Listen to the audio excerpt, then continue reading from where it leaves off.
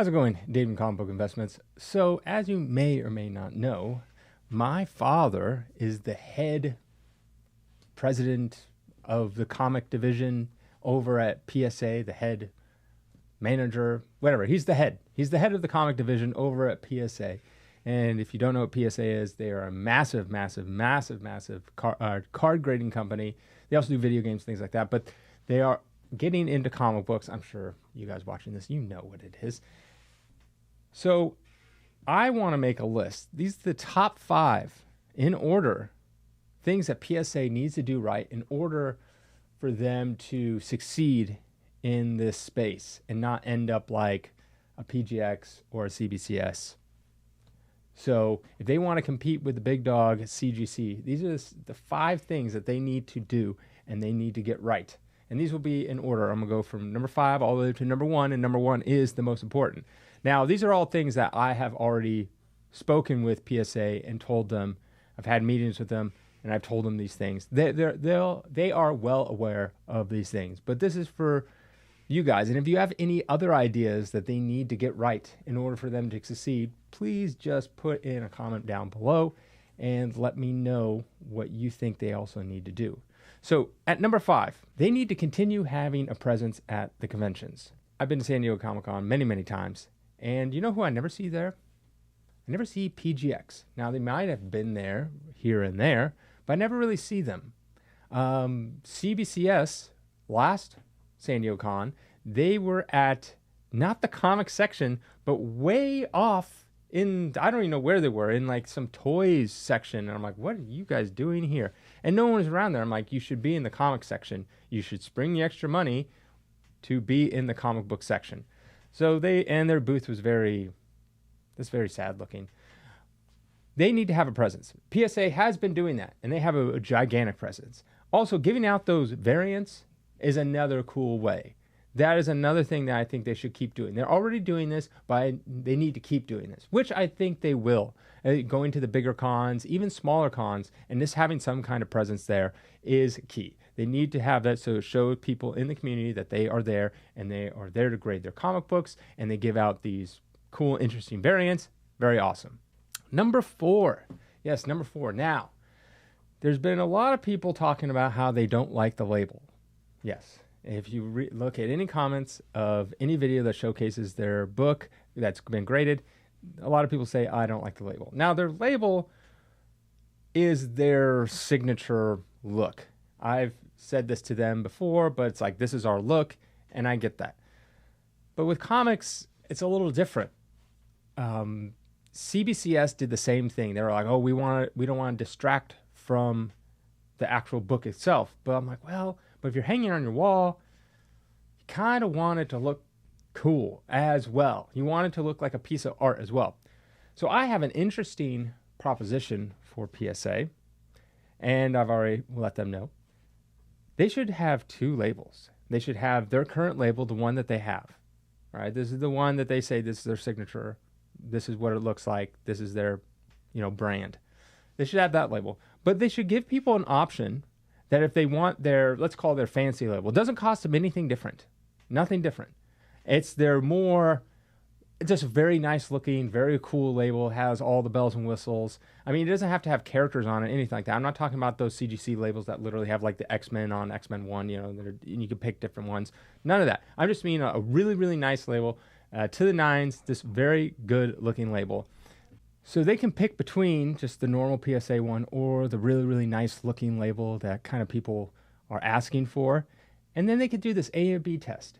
And then after a while, they can see like, oh, actually not that many people pick the nice label. They don't really care. And maybe it's a 90-10 split. Or maybe they find out that like, wow, 80% of our customers are actually wanting this nicer label. It doesn't cost any different. It's just they get to choose which label they want. And I mean, they print. All they do is print. So it's just a piece of paper that they print on. So it won't be a big deal for them to create a new label. And then they can see once and for all, okay, what do our customers want? Because that could be a determined factor in them not succeeding because people are like, we don't like the labels. And so they just don't buy it. That could be a factor.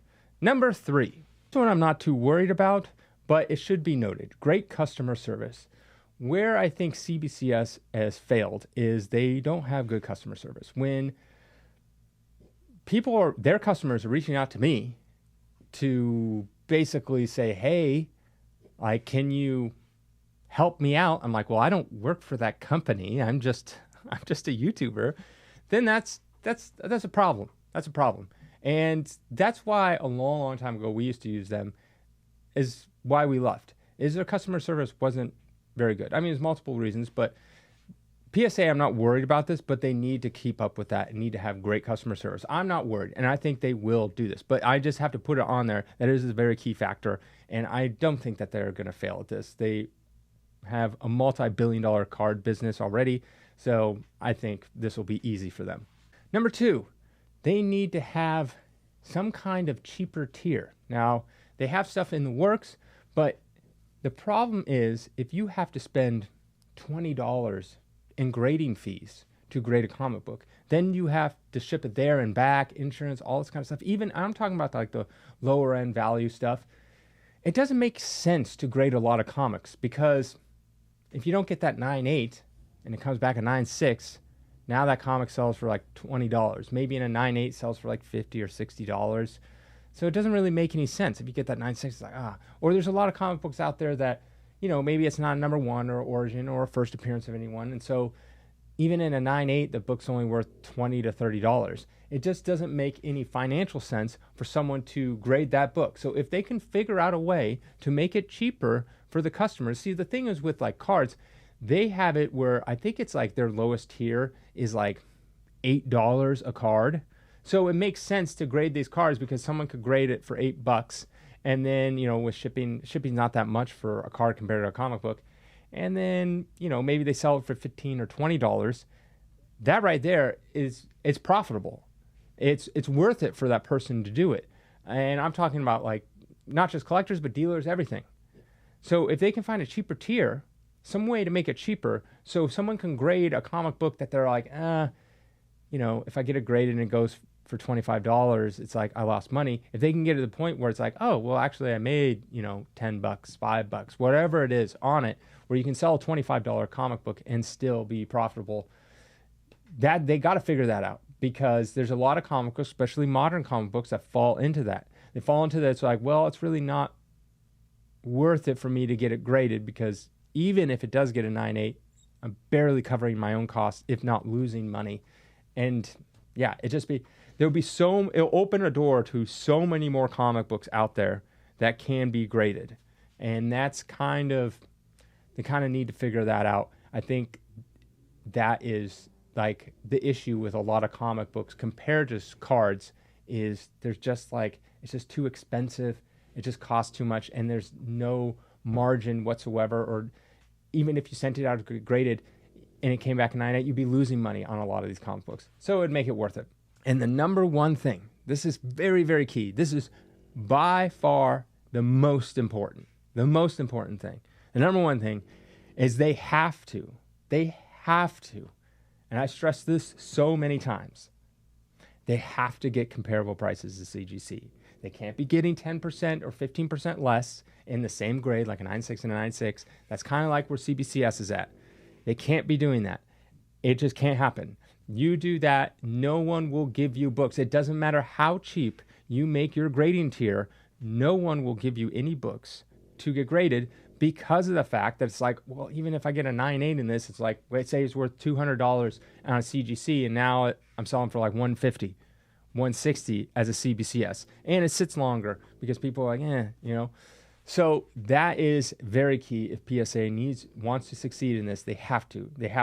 Now, how they go about that, I don't know. That's why I'm not in the comic grading company business.